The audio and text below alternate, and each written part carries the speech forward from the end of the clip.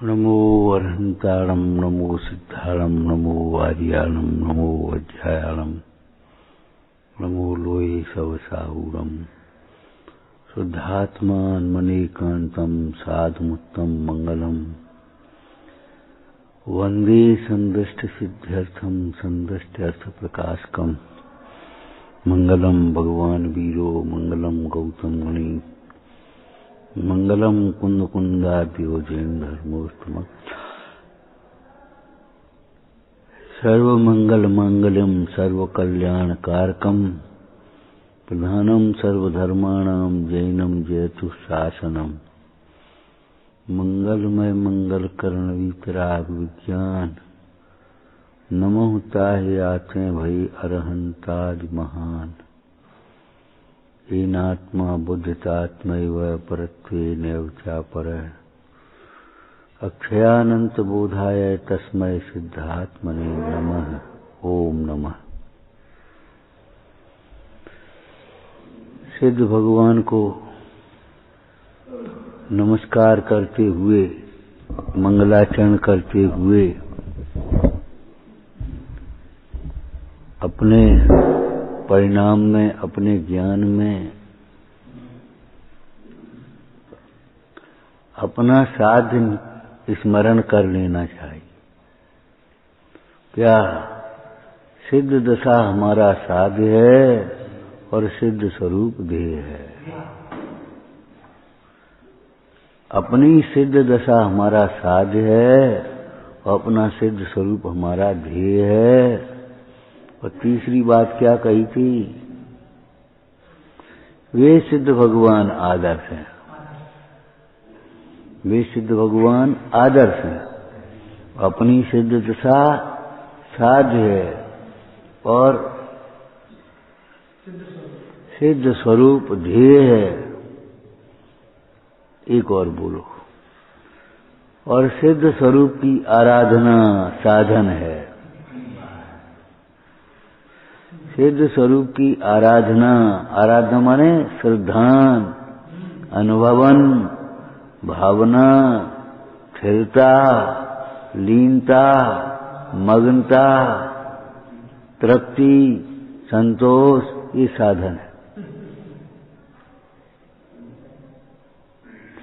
अपने में संतुष्ट जीव ही सिद्ध दशा को प्राप्त कर सकता है। सिद्ध भगवान को कैसा सुख होता है कि अपने को सिद्ध स्वरूप देखो, फिर तुम पूछो अपने से कैसा सुख हो रहा है, वैसा ही सुख होगा। स्वानुभव का सुख और सिद्ध भगवान का सुख एक सा है, एक ही जाति। दोपहर में सुदर्श तरंगनी देख रहे थे, बड़ी सुंदर चर्चा आई। मिथ्या दृष्टि का ज्ञान कंडे की अग्नि के समान है। कंडे की अग्नि कैसी? जरा लौ हुई, उसके बाद दब गई, खत्म हो गई। ऐसे ही मिथ्या दृष्टि का ज्ञान ऐसी थोड़ी देर दिखता है, बाद बाकी खत्म।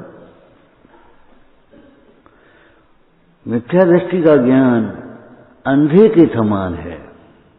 जैसे अंधा अनुमान से चलता रहता है, अनुमान से ही काम करता है जितना भी। ऐसे ये अंधा से बोलता रहता है, अंधा से अपना समझता रहता है। वो हमने समझी थी। कैसे समझी भाई तुमने? हमने सोची थी। और वो अनुमान से चलता चलता कहो तो गड्ढे में गिर जाए, बच जाए तो बच जाए, गिर जाए तो गिर जाए। अंधे का जो ज्ञान है, वो मिथ्या दृष्टि का ज्ञान है, वो अंधे के समान है। महापुराण में भी ये चर्चा की है। अंधा या दौड़े तो अपने गंतव्य पर तो नहीं पहुंचेगा।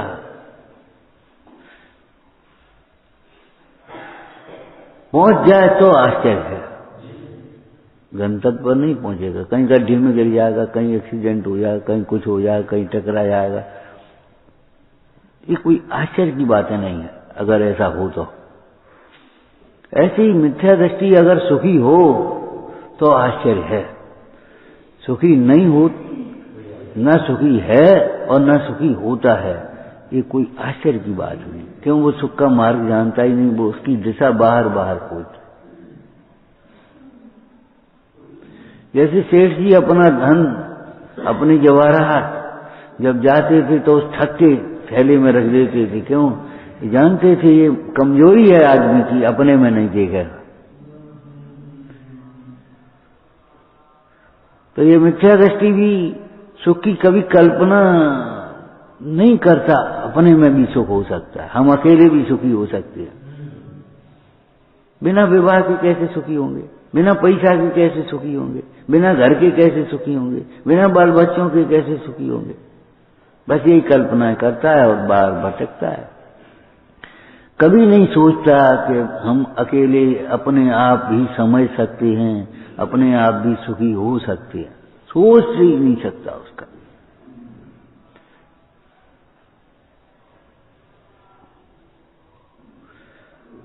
बड़ी मार्मिक चर्चा लगी हमें। देखो, मिथ्या दृष्टि का ज्ञान अंधे के समान है। अनुमान से, अपने अंदाज से काम का। हमने सोची थी, हमने अंदाज करो तो अब ऐसा होगा वो, अब तो जो काम होगा वो, बस खत्म मामला।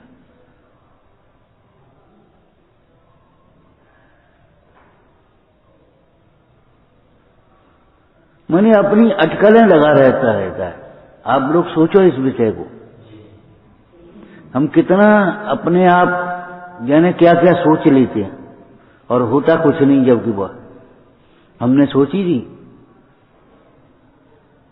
और सोच करके वो अच्छे कार्य के लिए उद्यम नहीं होता, रुक जाते हैं। हमने सोची थी, अब कहा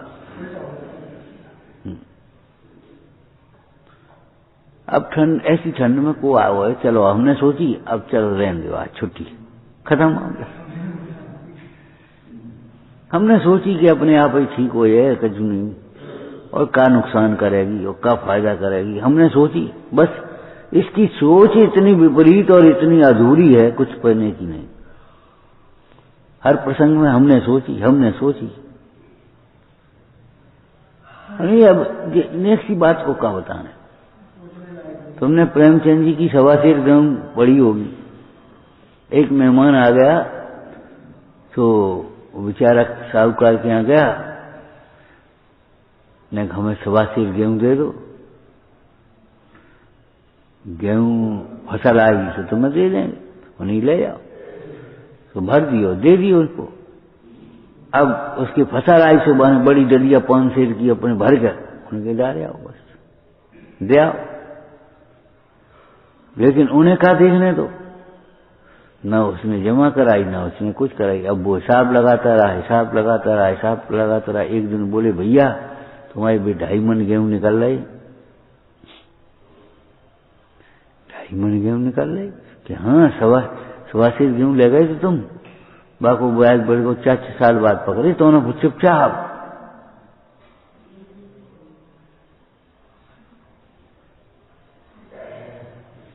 तो वो तो हम दिया कि वो अलग बात है, हमें का मतलब, तुमने जमा कराया न कया न क्या, हमने सोची 1.25 सेर ले आए तो 5 सेर दिया। मैंने सोची में ये सारे काम बिगड़ जाए।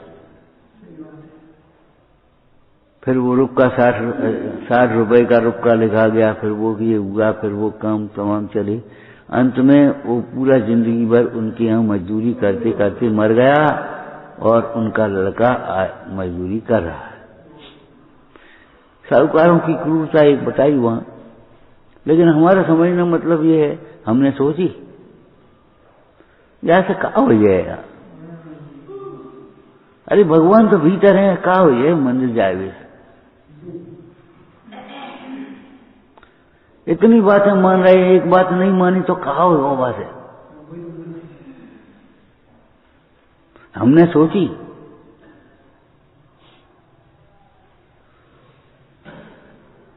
इसमें वर्तमान योग के प्रसंग नोट करना कितने हैं, हमने सोची।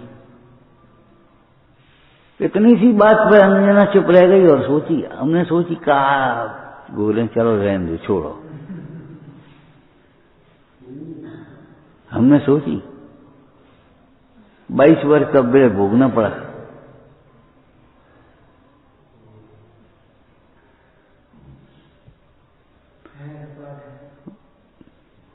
हंसी हंसी में हमने कही थी, हमने सोची, बड़ा अपराध है। अरे तुम अपने आप जाने क्या क्या सोच लेते हो, क्या क्या करने लगते हो, क्या क्या बोलने लगते हो, मनमानी है ये सब प्रवृत्ति। तुमने आगम के अनुसार सोची, उपदेश के अनुसार सोची।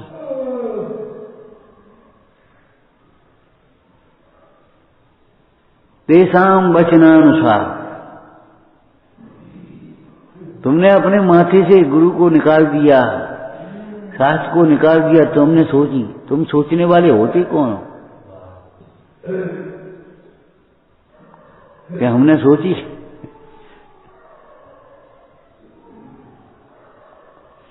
और जो अपने को नेक जरा सा बड़ा मान लेते उनकी यही दशा होती है। वे दूसरों से गए, आज पंडित जी ने क्या कही थी मालूम, लेकिन ये भूल गए कि हमसे क्या कही थी। तुम्हें समझाने लगेंगे कि आज पंडित जी ने क्या कही थी, आज प्रवचन में क्या आई थी। देखो शास्त्र में क्या लिखी है। अरे लिखी है तो तुम्हारे लिए लिखी है, तुम्हारे व्यवहार को सुधारने के लिए लिखी है, तुम्हें परमार्थ का बोध कराने के लिए लिखी है। अच्छा क्या कही थी, देखो शास्त्र में क्या आई थी। ऐसे समझा रहा है जैसे किसी और को।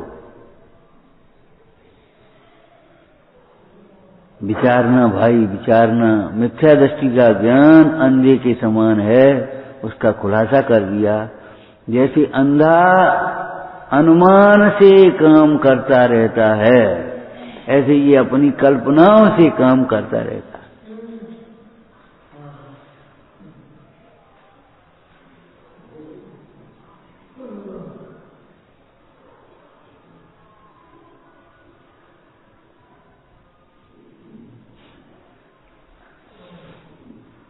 बहुत लोगों की राइट टाइम पर अगर ट्रेन आया, गाड़ी आया है तो चू चू कही आती है। हमने सोची ऐसे कोहरा में घंटा आध घंटा तो लेट होगी।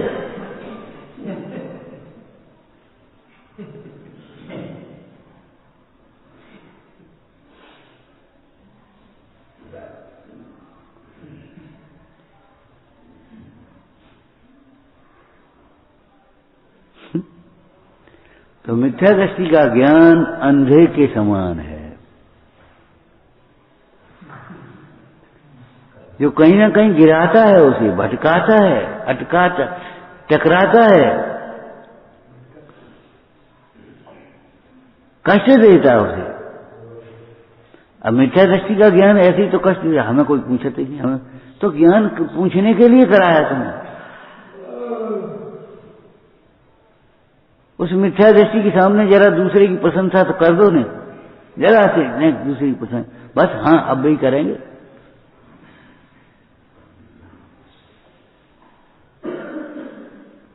उसको अंतर में ऐसी ईर्षा जग जाती है, हमारे सामने की, हमारे सामने की।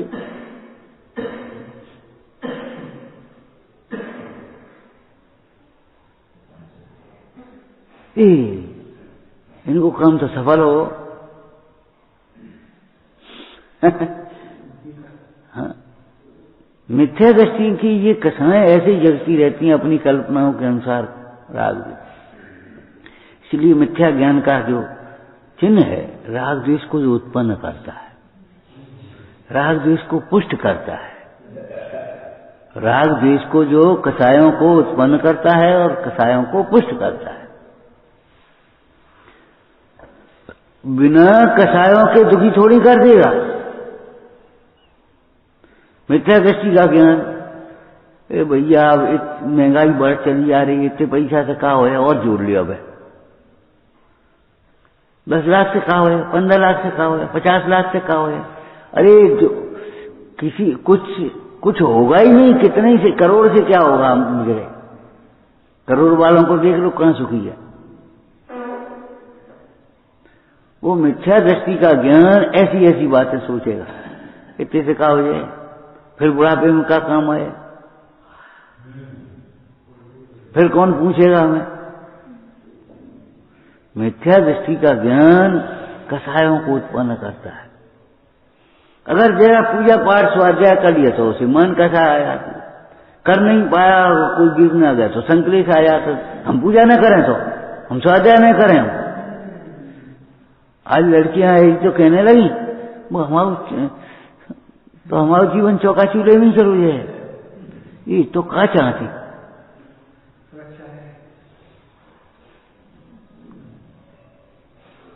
मैंने घर का काम करने में इंसल्ट लग रही, इतनी पढ़ाई करके हम काम खुद करें, बाकी नौकर लगो हुए और हम अपने साहब बने बैठे हो।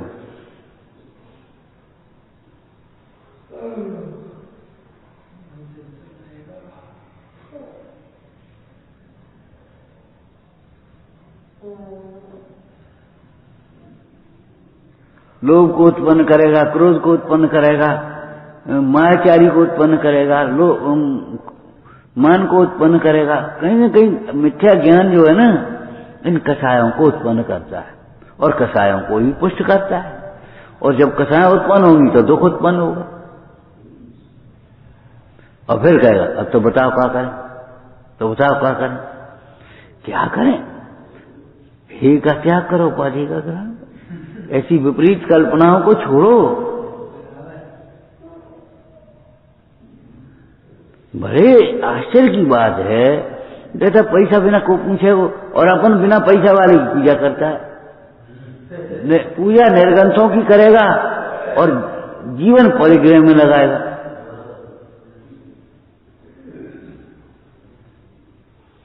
और उसकी कोई सीमा नहीं है। हमने आपको कहा था वक्र रेखा की कोई सीमा नहीं होती। सरल रेखा तो सीमित होती है, एक बिंदु ये और एक बिंदु ये। अब सरल रेखा 1 फुट, एक वो 1 मीटर। सरल रेखा 1 मीटर ही होगी, ज्यादा नहीं हो सकती।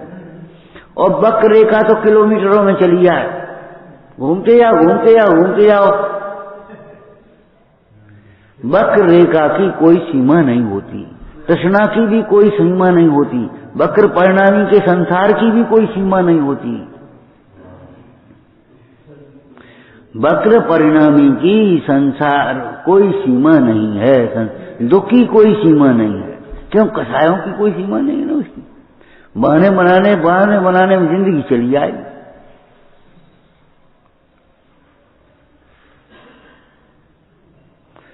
भगवान ने मुक्त जीवों की ऋजुगति कही है, ऋजुगति कही है ना। इससे ये समझना चाहिए कि वक्र परिणामी जीव मोक्ष मार्गी कैसे हो सकते हैं।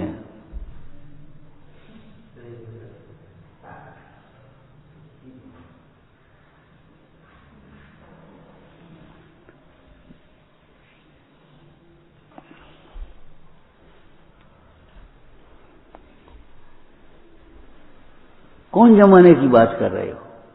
अरे जय जमाने की बात कर रहे हैं भैया, जय जमाने की बात कर रहे हैं। ये सार्वकालिक सार्वभौमिक सत्य है। पाप हर सब जीवों को सदाकाल सर्वत्र सर्वथा दुख का ही कारण होता है। दशाएं सर्व जीवों को सर्वत्र सदाकाल सर्वथा दुख रूप ही होती हैं।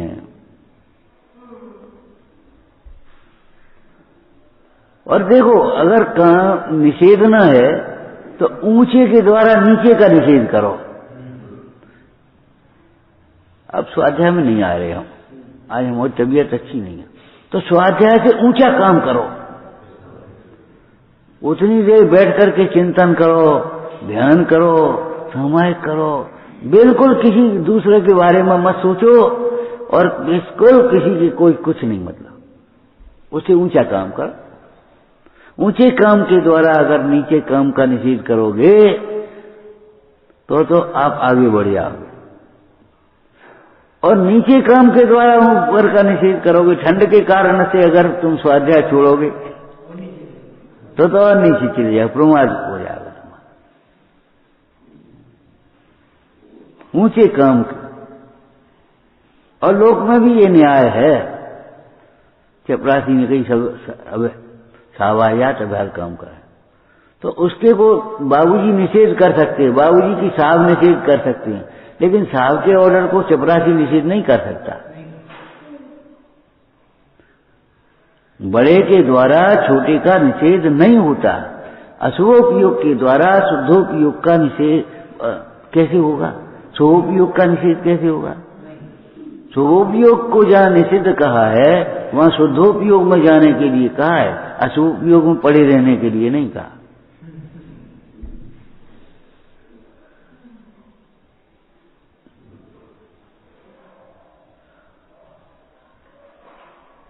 और हम अशुभोपयोग के द्वारा निषेध कर रहे, प्रमाद के द्वारा, व्यापार के द्वारा, व्यवहार के द्वारा। आज हम वहां चले गए थे, अनेक हम सो गए थे, आज हम ये कर रहे थे, और स्वाध्याय कछु नहीं, कोई मतलब ही नहीं। भैया तुम्हारी परिणति गिर जाएगी, अधोगति के पास हो जाओगे। हाँ, सामायिक कर रहे थे तो पता नहीं पड़ी हमें, टाइम कब निकल गया। धन्यवाद है, कोई बात नहीं। स्वाध्याय ध्यान के लिए ये अगर तुम्हारा ध्यान में उपयोग लग गया तो बहुत सुंदर बात है। मुनिराज आत्म ध्यान की अवस्था में जब रहते हैं तब कहाँ वे इंद्रिया समझती, कहाँ भाषा समझती, बता। अरे अब गुप्ती उससे बड़ी है।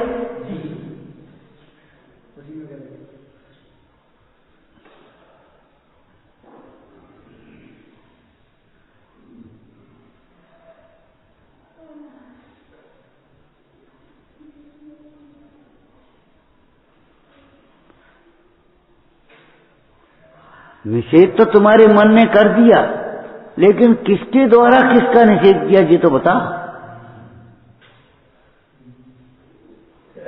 अगर अशुभोपयोग के द्वारा शुभोपयोग का निषेध है तो निंदनीय होगा, निंदनीय हो जाएगा, अधिक दुखी हो जाएगा। ठीक है, हमारे पास पैसा तो होगा लेकिन सद्विचार नहीं होंगे, हमें खुद ही अपने संतोष नहीं होगा, हमें अंतर में शांति नहीं होगी।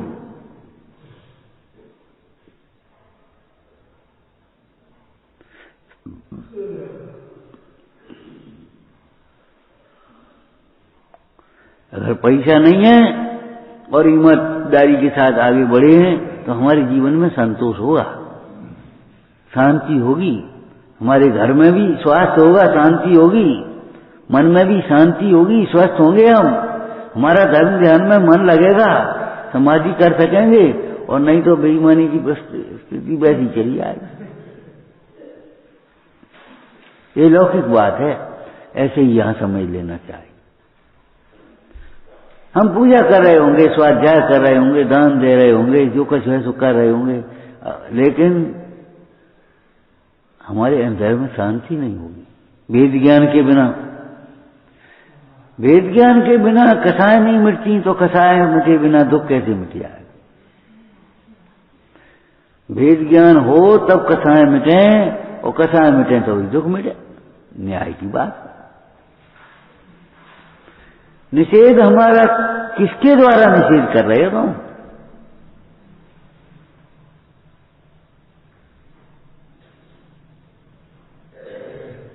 निषेध करना सीखो।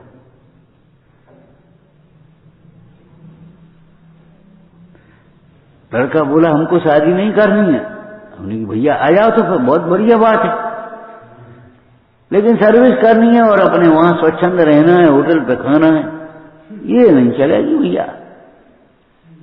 तो तुम्हें पाप होगा, किसी दिन भ्रष्ट हो जाओगे। शादी नहीं करना है तो मालिक बनो, फिर नौकर काय को बन रहे हो, नौकरी काय कर रहे हो? बताओ। फिर किसके लिए जोड़ रहे हो, किसके लिए कर रहे हो? बड़ी सुंदर चर्चा लिखी है भैया। मुर्दे के लिए कहीं कोई आभूषण बनाने की सोचता है? तो फिर हम क्या कर रहे हैं? मिथ्या दृष्टि का ज्ञान अंधे के समान है। अब तुम तो पढ़ जाओगे, आगे बढ़ जाओगे, इतना पढ़ने के लिए चिंतन नहीं है, सोच नहीं है। पढ़ जाते हैं अच्छी से अच्छी बात, सुन जाते हैं अच्छे से अच्छी उपदेश, और हम जहां की तहां रहते हैं और फिर समझाते। देखो आज पंडित जी ने कहा कही थी, अश्वाध्याय में कहा ही थी, शास्त्र में काल की थी। अरे मूल तो दूसरों को समझा रहा है, गुरु बन रहा है कि गुरुओं के कहे हुए अर्थ को अंतरंग में बारंबार विचारना। हमने आपसे लौकिक में भी क्या कहा था, नियम में भी है, प्रवचन दोहराओ अकेले में बिल्कुल, उसके बाद कोई दूसरे हो तब, और नहीं तो झट से समझाने लगोगे, पंडिताई करने लगोगे और आ जाएगा धीरे धीरे नशा।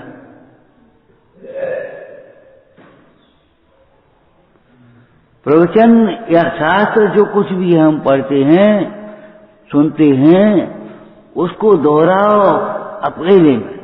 वो आत्मन पहले लगा दो, पहले लगा वो आत्मन। क्या सुन करके आया, क्या पढ़ा, और तू क्या कर रहा है, कहां पढ़ा है।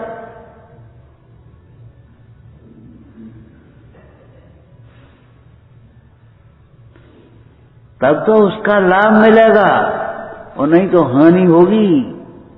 हानि क्या होगी बताओ, मद आएगा और करे फिर अब कोई सुनने वाला ही नहीं है, और फिर क्या कहें, बाद में क्या कह रहे थे बैठे आज कि घर को जोगी जोगी ना आन गाँव कुशित। अरे घर को जोगी और आन गाँव की बात नहीं है, तुम्हें सुनाने की खुजली पड़ गई और जबरन सुनाना चाहते हो। औरों को तो रुचिवान देखे तो थोड़ा बहुत उपदेश दे करके उनका भला करे, नहीं तो अपना परिणाम सुधारने का उपाय रखना और परिणाम बिगड़ने का भय रखना, और कुछ नहीं।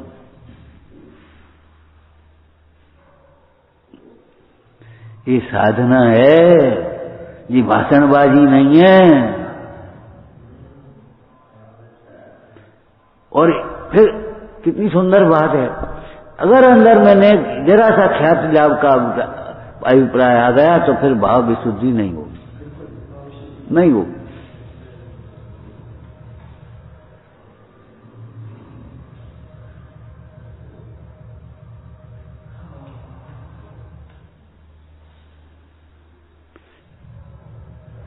इतना सा जहर इतना काम करेगा, इतना सा अमृत अपना काम करेगा, काली मिर्च अपना काम करेगी, नमक अपना काम करेगा, शक्कर अपनी काम करेगी, इलायची अपना काम करेगी, सब अपना अपना स्वाद देंगे।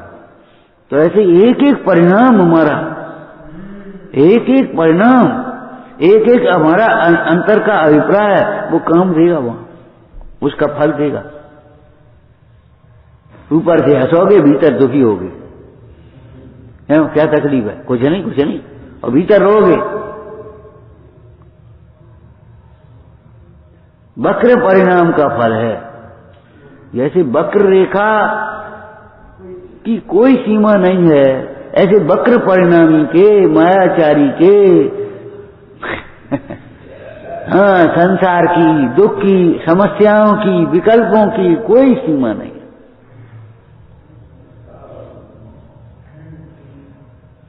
करिए सरल त्यों योग अपने, करिए सरल त्यों योग अपने, बस हो गई पूजा, इतनी तो कर लो। तो पहले बाबाजी कहते 5 सेकंड को सामायिक तो बहुत है।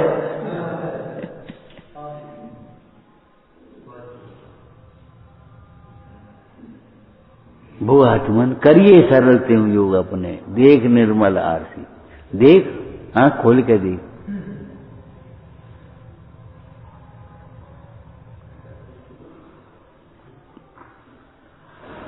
अब तुम स्वाध्याय के समय तो ध्यान लगा के बैठो, ध्यान कर रहे हम बहुत बढ़िया, बिल्कुल कुछ नहीं, मुर्दा जैसे ध्यान लगा के बैठ जाओ और वैसे बातें करो, चर्चा करो। अब ताकि लगा कर दें, बताओ।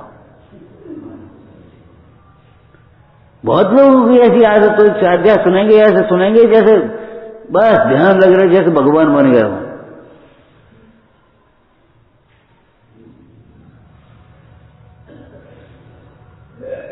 और वैसे बातें करेंगे, वैसे चर्चा करेंगे। अरे मौन लेना है तो स्वाध्याय के बाद मौन लो, ध्यान करना है तो स्वाध्याय के बाद फिर ध्यान करने बैठो।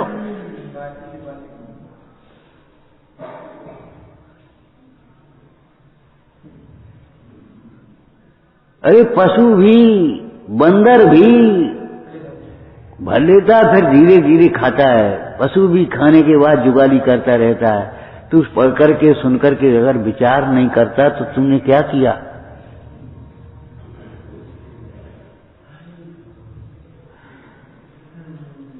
हमने क्या कहा था?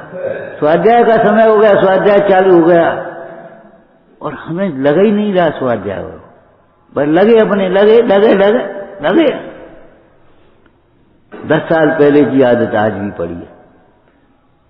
बिल्कुल उत्साह नाम की चीज नहीं है कि स्वाध्याय का समय हो गया। और काम स्वाध्याय के आगे पीछे, समय के आगे पीछे हमने उठाए। एक अंतरकरण विधान होता है, आगे और पीछे करके उतना समय कर्म के निषेध, कुछ आगे हो गए कुछ पीछे हो गए, अभी उदय में आ गए उदयना होकर के, और बीच का समय खाली रह गया तो उस समय उपसम सम्यक्त होता आता। अंतरकरण विधान बोलते हैं। अब 2 की जगह और 3 बैठने, नहीं तुम सर गया नहीं, तुम सर गए, बैठ गए, खत्म मामला। अरे अरे 2 की जगह आप बैठे रहो बेटे। अरे दिल में जगह होनी चाहिए, यहाँ सीट पे जगह तो वही याद है। ऐसी बातें सुनी है हमने तो भाई, देखी हैं।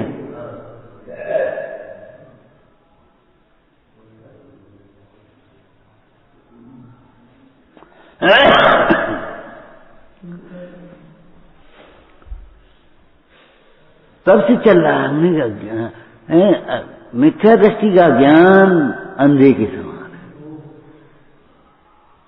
क्या न बना क्या है कि वो अपने को नहीं जानता, न पर को जानता है, न हित को जानता है, न हित को जानता है, वह कछु नहीं, वो उल्टा जानता है। सुख को तो दुख कहे, गुणन को दोष विचारे, धर्म करण के हेत पाप हृदय विचारे, तेल निकासन काय धूल को पेले घानी, तेरे मत सो बाय तेरे जीव अज्ञानी। उल्टे ही सोचेगा, माने परिग्रह और भोगों से सुख की कल्पना करेगा, और जिसके पास परिग्रह और भोग ज्यादा होंगे उसी को इसको वो सुखी दिखेगा। अरे पूछ रहे उनसे, तू सुखी है कि नहीं है भैया? पूछ उन्हीं से मन की बात।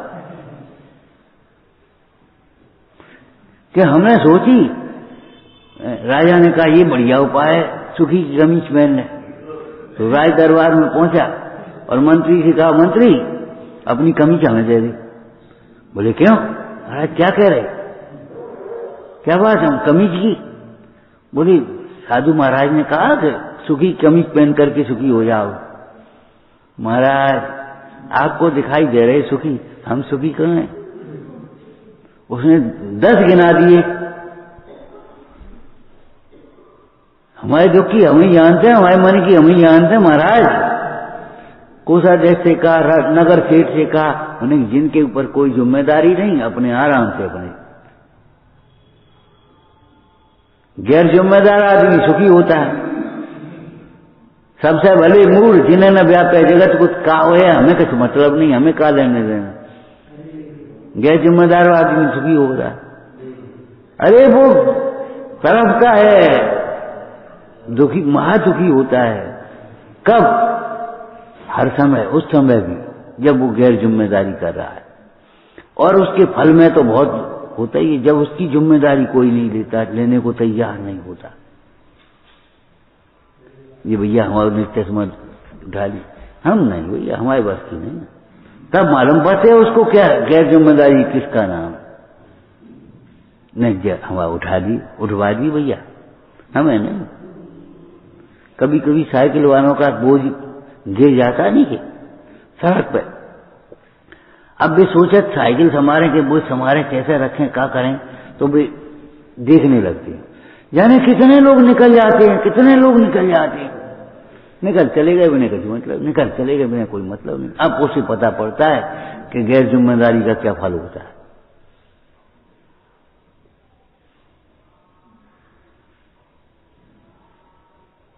क्यों? बहिरात्मा बाहर के फल को ही देख करके सोच पाएगा कुछ, अंतर का फल तो बेचारा जानता ही नहीं। अंतर का फल तो वो किसी देवी देवता का प्रकोप मान रहा है, किसी परिस्थिति का फल मान रहा है। क्यों? कब आते कि ठंड लग गई, बस वो उसको तो उसका कारण ठंड को मान रहा है ना। क्यों? क्या कब आ तकलीफ का? अरे बताओ, वो शाम को दवाई नहीं ले पाई तो सिर में दर्द हो रहा है, दवाई नहीं ले पाई, वो कारण मानना है ना उसको। लापरवाही तुम कह रहे हो, वो उसको लापरवाही। बिना मैं कही नहीं बिनता, मैं याद हमने कही थी याद दिवाजी ने दवाई देने में, तो मैंने बताया याद ही नहीं दिवाई। अब तो याद नहीं रही तो बे कैसे याद देवा? बड़े मजे की बात है। मैंने तुम्हें तकलीफ है, तुम्हें याद नहीं है, और वो हमने बताई नहीं मैंने, हमारा टाइम है वो। इस जीव ने इतनी बड़ी लिस्ट तैयार की है भीतर तक आने का, उसमें आत्मा है ही नहीं कहीं, अपने परिणाम है ही नहीं, आश्रव है ही नहीं कुछ। दुख के कारण इतने गेने उनने, इतने लगाए उसने कि दुख के कारण आश्रव समझने के लिए कोई गुंजाइश ही नहीं। दुख का कारण मोह है, ये समझने की गुंजाइश ही नहीं।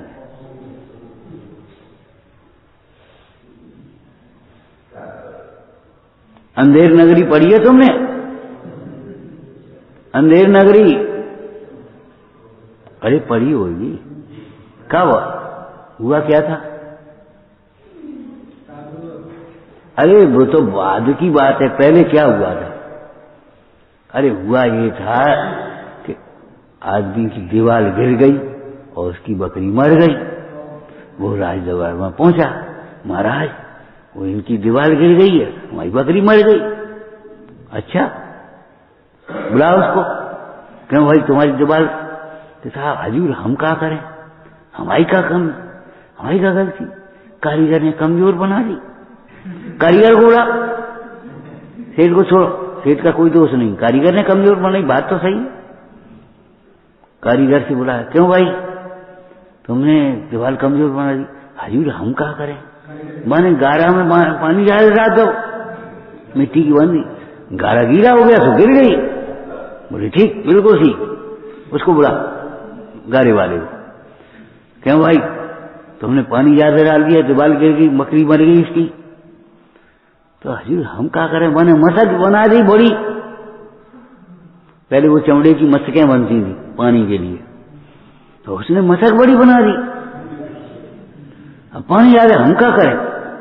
बोले ठीक, मशक वाले बोला, क्यों भाई मशक तुमने बड़ी बना दी और तुमने वो उसकी दीवार गिर गई और उसका बकरी मर गई। बोले हम क्या करें साहब, हम क्या करें, उसने इतनी बड़ी भेड़ दे दी, मशक तो बड़ी बनाई है। अच्छा भेड़ वाले बोला, अंधेर नगरी है ये तुम्हारी भीतर चल रही है, ऐसी अंधेर नगरी तुमने अंधेर गर्दी तुमने मचाई है। चलो भाई कोई बात नहीं, अब सजा ले। अब वो बेचारों का याद है, तो भेड़ बकरी मरी, उसकी दीवार गिरी, उसको भेड़ वाले को सजा दी, फांसी लगाओ इसको, फांसी लगाओ। ठीक है, ये फंदा तो फांसी को बड़ो है, ये तो फंदा बड़ा और आदमी कमजोर है बेचारा। अच्छा किसी मोटे आदमी को देख, किसी मोटे आदमी को देख, और वो बाबा जी का चीरा खा के अपने आराम से मोटा खाई अंधेर नगरी में। रोटी को बनाया, खाजे खा, पकौड़ी खा, खा तो फैट बढ़ ही रही थी बस आराम से। तो बोला है चल, कब आते हमने कहा करती, अरे चल तो पहले सब पता पड़े, बकरी मरी तुम्हें मालूम है। हमारा मतलब ये है अंधेर नगरी बकरी। अब क्या करें, मर गए भैया, गुरुजी की नहीं मानी। गुरुजी ने कही थी कि नगरी में मत रहो, अंधेर नगरी में, कल दिन बेटा पति आएगी, मत रहो, चलो यहाँ से। हमने नहीं मानी, अब क्या करें गुरुजी? सो गुरुजी आ गए। बोले कहो बेटा क्या हो रहो? कि क्या हो रहो, मर रहे? बोले सुनो, कान में कह दी। बोले वाह, फांसी हम चढ़ेंगे, नहीं फांसी हम चढ़ेंगे। राजा देख रहे जी लड़का है, बोले गुरु चेला दोनों फांसी हम चढ़ेंगे। तो महाराज ऐसो बढ़िया मुहूर्त है, अब जब मुहूर्त में फांसी चढ़े वो तो स्वर्ग जाओ। बोले हटो यहाँ से भैया, हम हमारे रहते हुए तुम लोग फांसी के चढ़ो, स्वर्ग जाओगे, हटो यहाँ से। हमारा मतलब ये है कहने का, इतनी बड़ी लिस्ट इसमें खोजते खोजते पाना चाहता है, और इसी का नाम तनाव, टेंशन, डिप्रेशन, इसी का दुखी तो मोह से है, दुखी तो कसाय से है, और दुख का कारण परद्रव्य को माना। अब परद्रव्य को एक दुख का कारण माना तो उसको हटाया तो दूसरा परद्रव्य दुख का कारण, उसको हटाया तो तीसरा दुख का कारण, उसको मिलाया तो वो दुख का कारण, उसको मिलाया तो दुख का कारण।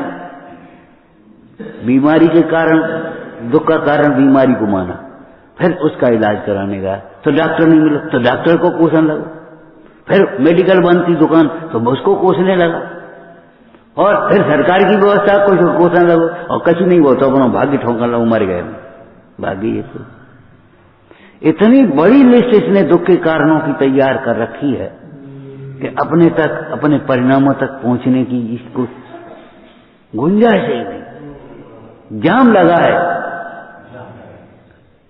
विकल्पों का जाम रहा। अथवा वह शिव के निष्कंटक, पथ में विषकंटक बोता है। जिंदगी हो जाती है, जीवन पूरा होता है, विकल्प पूरे नहीं होते, काम पूरे नहीं होते, इच्छाएं पूरी नहीं होती। एक आज के हो गए हो तो तुम बता दो भाई। अरे इतनी जल्दी मत करो, सोचो सोचो। अगर तुम्हें ये लगता है कि जिंदगी पूरी होती है, इच्छाएं और विकल्प पूरे नहीं होते, तो इन विकल्पों से बस हो, अलम अलम जल पाए, दुर्विकल्प नल पाए।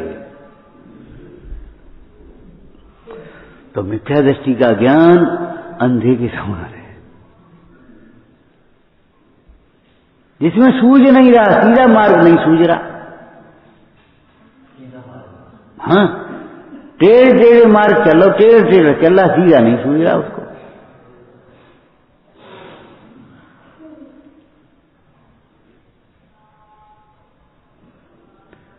सीधा मार्ग है, अपने को आप रूप पहचाने, वो नहीं समझ में आ रही।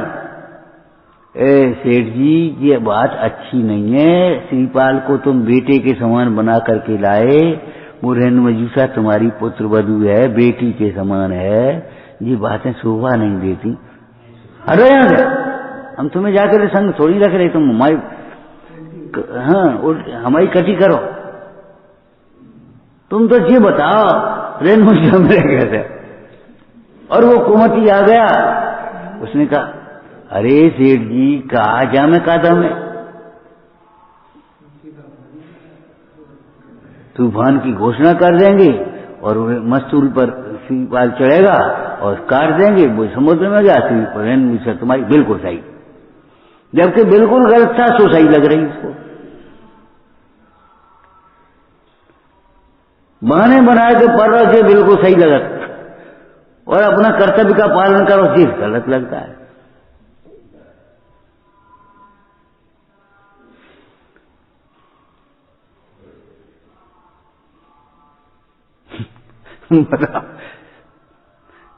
मैंने हम तब के सोच रहे, मिथ्या दृष्टि का ज्ञान अंधे के समान है।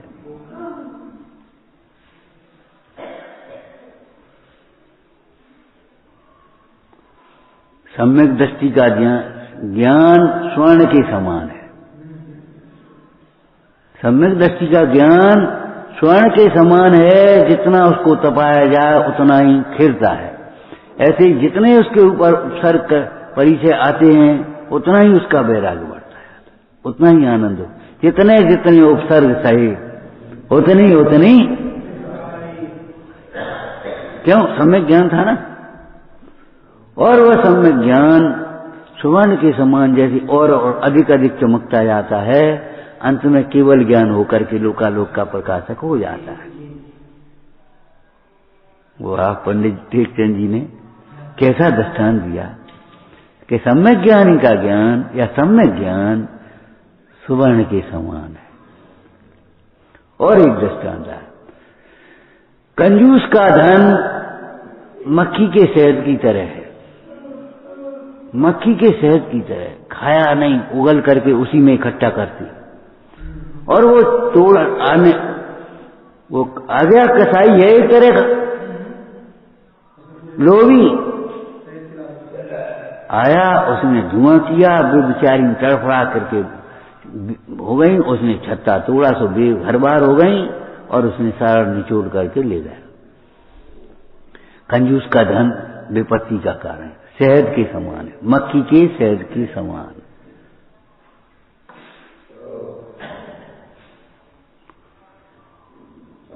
जैसे वो मक्खी उस शहद को खा नहीं पाती, भोग नहीं पाती, उसके कारण से मरण को प्राप्त होती है, ऐसे ये कंजूस का न उस धन का दान कर पाता है, त्याग करने की तो बात ही नहीं है, और न उसको भोग पाता है। उसकी ममता में मर जाता है, संक्लेश परिणाम करके। वही क्या है,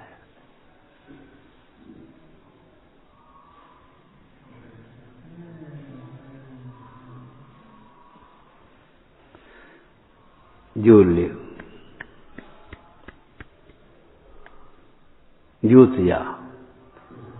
अरे उपयोग का समय आए तो पहले उपयोग करो, जोड़ने की बात बाद में सोचना।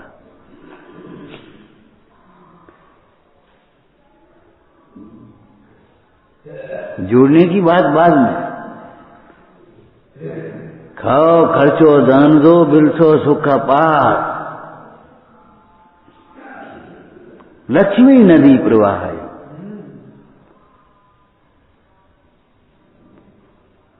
दान भोग नाश, दान के लिए भी संग्रह मत करो, दान और फिर भोग और फिर नाश। अगर पहली नहीं करोगे तो दूसरी, और दूसरी भी नहीं होगी तो तीसरी।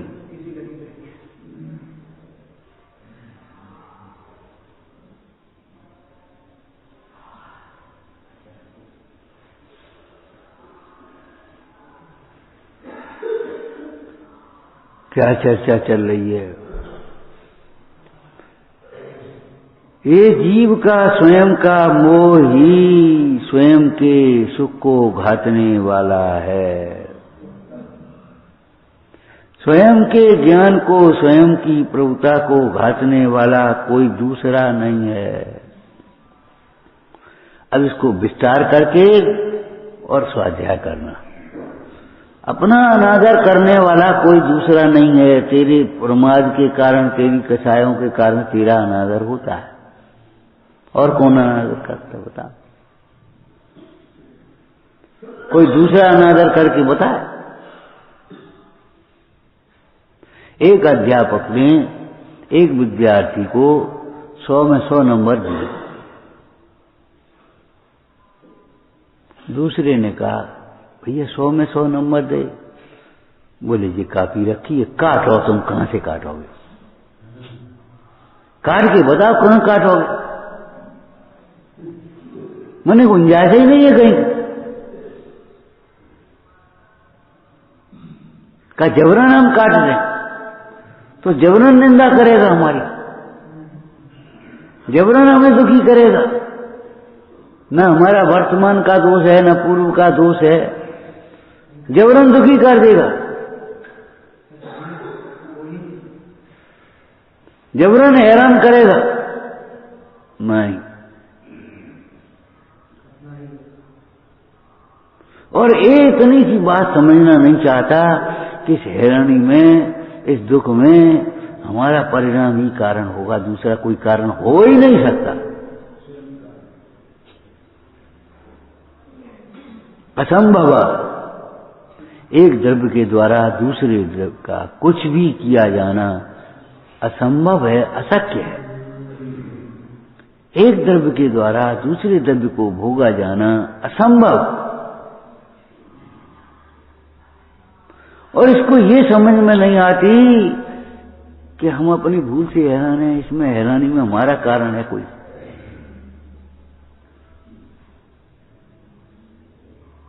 इसको ये लग रही है कुल्हाड़ी काट रही है, बेंट अपनों जड़ों से नहीं गिर रही। वो वृक्ष है ना, आए गए भैया जी कुल्हाड़ी वाले, अब जी काटेंगे। मैं वृद्ध बूढ़ा का नाम वृक्ष बोला, भाइयों अब क्या कहें, कुल्हाड़ी क्या करेगी, बिना बेंट की कुल्हाड़ी काट के बताए तो बता, बेंट तो अपना परो है। तो तुम ये बात नहीं सोच पाते, उपयोग तो अपना जुड़ा है। कभी कभी घर में पति पत्नी की कभी कोई कहासुनी हो जाती है, तो मालूम है एक भाषा कही जाती, तो हमका जबरन आएगा ही, हमका जबरन आएगा भैया।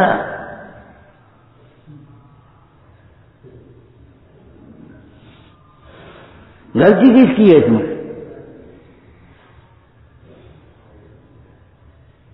ऐसे ही ये बताओ, अपना उपयोग न जुड़े तो कौन दुखी कर सकता विश्व में?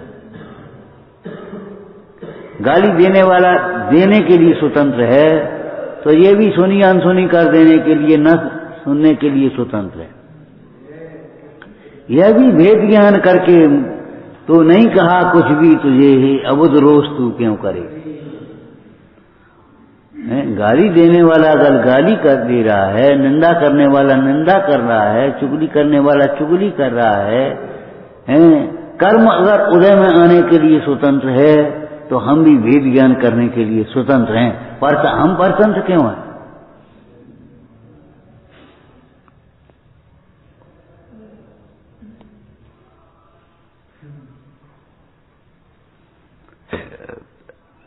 अगर अधिकारी नाराज हो गया और उसने हमारा पद छीन लिया, तो हम भी चैतन्य पद का अनुभव करने के लिए स्वतंत्र हैं। ऐसा नहीं है कि हम दुखी होने के जबरन दुखी होना पड़े।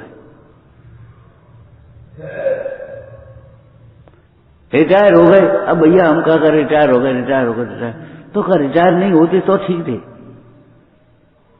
अब तुम्हें शक्ति कहाँ है उस प्रकार की?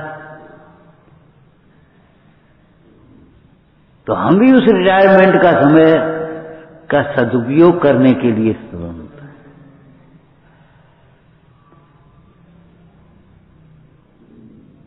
कि तनख्वाह आदि हो गई, पेंशन है ना, अब पेंशन आदि मिली, तो हम भी अपना खर्चा घटाने के लिए स्वतंत्र हैं। आराम से रहो।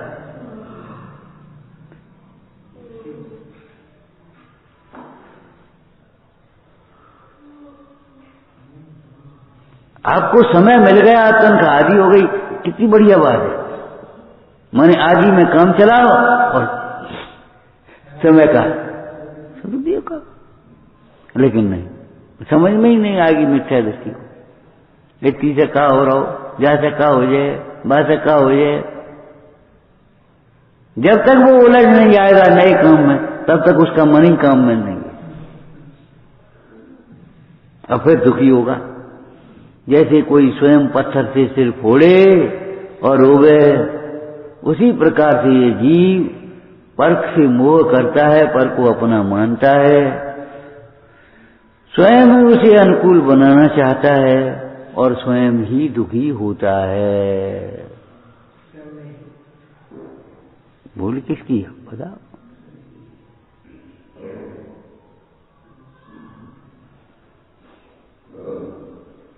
जरा सा लगता है देह में आत्मबुद्धि दुख का कारण है, आत्मा में आत्मबुद्धि सुख का कारण है, लेकिन तुम तो फर्क तो कभी नहीं पड़ो,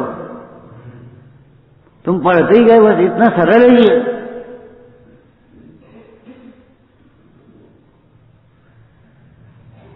कोई कोई दवाई आती हैं, बहुत छोटी आती हैं।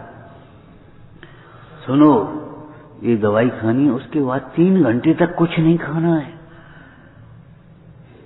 अब तुम कचौरी पकौड़ी खाना चाहो तो कैसे बनेगी? फिर दवाई का काम करेगी। सुनो, देह में आत्मबुद्धि दुख का कारण है, आत्मा में आत्मबुद्धि सुख का कारण है। अब अनंत काल तक कुछ नहीं सोचना है आपको, अब कुछ नहीं सोचना है आपको इसके अलावा। दिन भर अब दूसरा विचार नहीं करना है, रात भर दूसरा विचार नहीं करना है। नहीं, सो नहीं बोला। जब भी इतनी सी गोली है, इतनी सी गोली, उसको पचने तो दे भैया, पचने तो दे। हैं?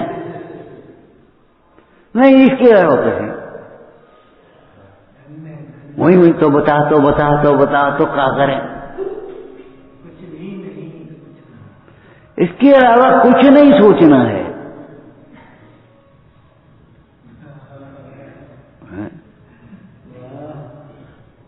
किसी दूसरों से मत पूछ, उस आनंद को स्वयं ही भोगेगा।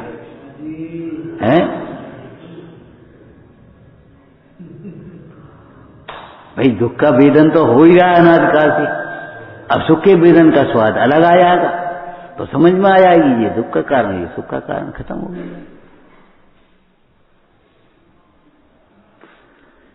अकेले स्वानुभव को मोक्ष का मार्ग कैसे कहा, इस बात को गंभीरता से सोचना चाहिए।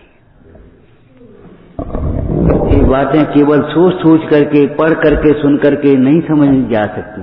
ये बिना स्वानुभव के हमें अपने ज्ञान को वस्तुनिष्ठ बनाना होगा, आत्मनिष्ठ बनाना होगा। यहाँ ज्ञान की वस्तु कौन है? ज्ञान तो कौन है? वो ज्ञान, उसकी वस्तु कौन है? आत्मा। तो आत्मनिष्ठ बनाए बिना ये बात समझ में नहीं आएगी कि हम अकेले सुखी।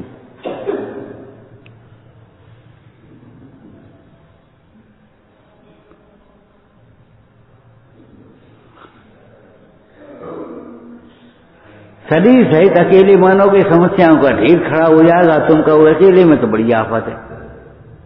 अरे तुमने जिसे अकेला मान दिया वो अकेला है कहाँ? वो अनंत परमाणु का स्कंद है, वो अकेला है कहाँ?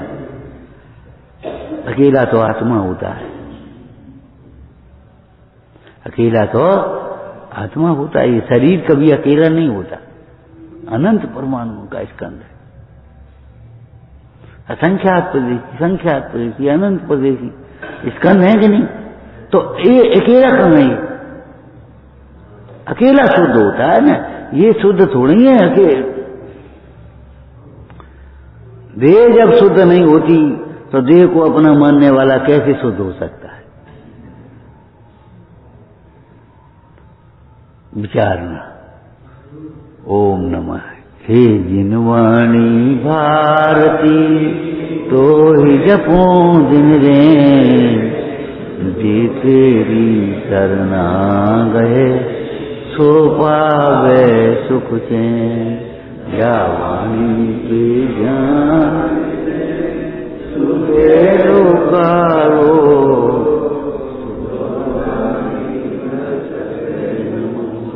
सदा देत हूँ तो।